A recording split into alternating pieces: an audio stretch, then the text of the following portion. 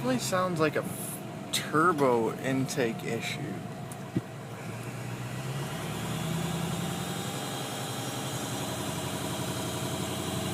I can hear the high winding of my turbo like it used to be, but there's also that air, so there's got to be air getting out somewhere.